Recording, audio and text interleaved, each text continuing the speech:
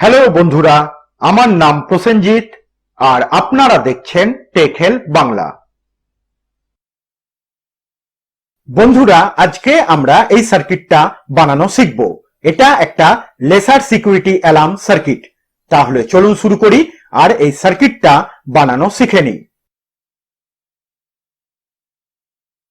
বন্ধুরা, এটা বানানোর জন্য সবথেকে প্রথমে আমাদের নিতে হবে একটা BC557 ট্রানজিস্টর আর একটা IRF Z44N মসফেট।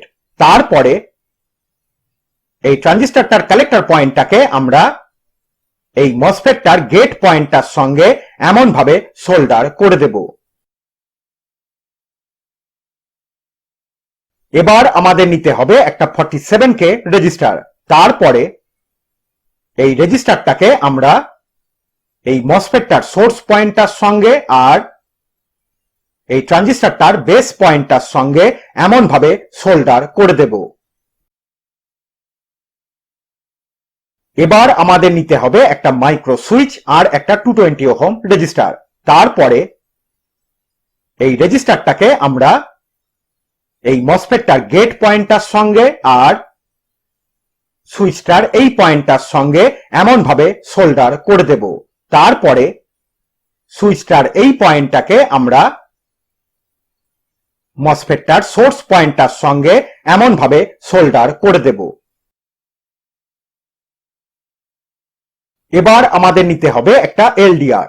তারপরে এই LDRটাকে আমরা এই ট্রানজিস্টরটার এমিটার পয়েন্টটার সঙ্গে আর বেস পয়েন্টটার সঙ্গে এমন ভাবে সোল্ডার করে দেব।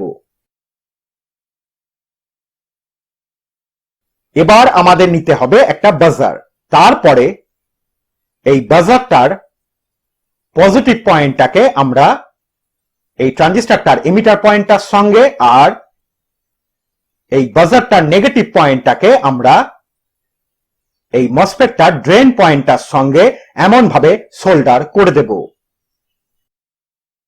তাহলে বন্ধুরা, এই সার্কিটটা তৈরি হয়ে গেছে। তাহলে চলুন এবার এই সার্কিটটাকে চেক করে দেখা যাক।